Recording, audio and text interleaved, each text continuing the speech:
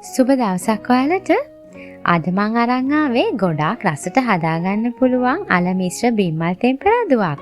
වෙජිටේරියන්ස්ලට වගේම නන් වෙජිටේරියන්ස්ලටත් මේ විදිහට බිම්මල් තෙම්පරාදුවක් හදාගත්තොත් මස් මාළු බිත්තර මොනවත් නැතුව වුණත් හරිම රසට බත් කන්න පුළුවන්.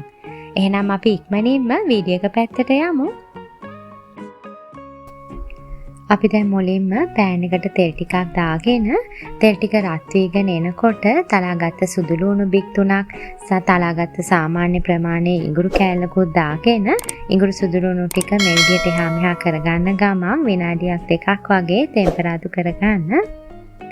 ගින්දර ගොඩාක් වැඩි කරගන්න එපා. ඉඟුරු සුදු ලුණු ටික පිච්චුනොත් එහෙම අපේ මෂ්රූම් එකෙන් තිත්ත රසක් එන්න පුළුවන්. දැන් මේ ඉඟුරු සුදු ලුණු ටික තෙම්පරාදු වන අතරම මම මේකට රාම්ප කරපිංච ටිකකුත් දාගෙන රාම්ප කරපිංච ටිකත් එහා මෙහා කරගන්න ගමන් විනාඩියක් දෙකක් තෙම්පරාදු කරගන්නවා. ඒකටම මම කපාගත්ත අමු මිරිස් කරල් දෙකකුත් දාගත්තා. දැන් මේ රාම්ප කරපිංච සුදු ලුණු ටික තෙම්පරාදු වීගෙන එනකොට අපි මෂ්රූම් ටිකත් මේකටම දාලා මෂ්රූම් ටිකත් එහා මෙහා කරගන්න ගමන් තෙම්පරාදු කරගන්න ඕනේ. මං අද ඔයිස්ටර් මෂ්රූම් පැකට් එකක් තමයි අරන් තියන්නේ.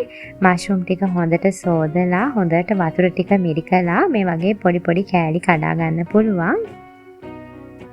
දැන් මෂ්රූම් ටිකත් මේ විදිහට එහා මෙහා කරගන්න ගමන් තෙම්පරාදු කරගන්න. මෂ්රූම් ටික දාගත්තට පස්සේ ගින්දර සාමාන්‍ය මට්ටමට ගන්න.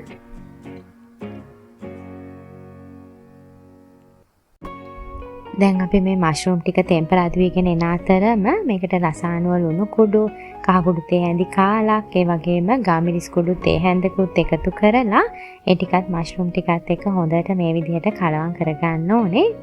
ඕගලන්ට සැර ටිකක් වැඩිපුර අවශ්‍ය නම් මේකට කෑලි මිරිස් ටිකක් එකතු කරගන්නත් පුළුවන්. හැබැයි මම නම් අද මේ කෑලි මිරිස් එකතු කරගන්නේ නැහැ. මගේ ගම්මිරිස් වලින් හොඳ සැරක් එන නිසා. ඕගලන්ට අවශ්‍ය නම් එකතු කරගන්න පුළුවන් මිරිස් කුඩු හෝ කෑලි මිරිස්. දැන් නම් මගේ මෂ්රූම් ටික හොඳට කුක් වෙලා තියෙන්නේ. මම දැන් මේ වෙලාවේදී බාගෙට තම්බලා කපාගත්ත අලගෙඩි දෙකකුත් මේකට එකතු කරලා අල ටිකත් මෂ්රූම් ටිකත් එක්ක මේ විදිහට කලවම් කරගන්න ගමන් විනාඩි කිහිපයක් තෙම්පරාදු කරගන්නවා. මම අල කෑලි වලට ලුණු ටිකක් කලින් අත ගාගෙන තියාගත්තේ. මෂ්රූම් වල තියෙන ෆ්ලේවර්ස් මේ අල වලටත් එන විදිහට හොඳට කලවම් කරගන්න. දැන් මම ඒ අතරම කපාගත්ත බීලුණු ගෙඩියකුත් මේකටම දාලා හොඳට කලවම් කරගන්නවා. ඔයගලන් අල තඹ ගන්නකොට ගොඩක් බෙරි වෙන්නම තඹ ගන්න එපා. බාගෙට වගේ තඹලා ගන්න. මොකද බෙරි වෙන්න තැඹිලා තිබ්බොත් එහෙම මේ වෙලාවේදී කෑලි කැඩි කැඩි යන්න පුළුවන්.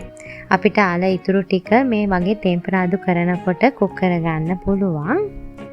දැන් නම් මගේ මෂ්රූම් ටික අල ටික ඔක්කොම හොඳටම කුක් වෙලා තියෙන්නේ. මම දැන් මේ වෙලාවේදී අන්තිමටත් රස බලලා ලිප ඔෆ් කරගන්නවා.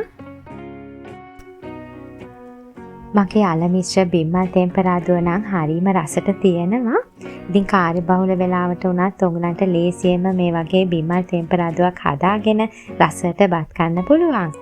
එහෙනම් ඔයාලත් මේ විදිහට අල එකතු කරලා බිම්මල් තෙම්පරාදුවක් හදලා රස බලලා මට ලයික් එකක් කමෙන්ට් එකක් දාන්න. මගේ YouTube channel එක subscribe කරලා ළඟම තියෙන bell icon එක click කරන්නත් අමතක කරන්න එපා. මගේ තවත් අලුත් recipes දැනගන්න Star Kitchen LK Facebook page එක follow කරන්න. මම නැවතත් මේ වගේ රසවත් වීඩියෝ එකක් අරන් එනකම් ඔයාලා සතුටින් පරිස්සමෙන් ඉන්න. සුබ දවසක්.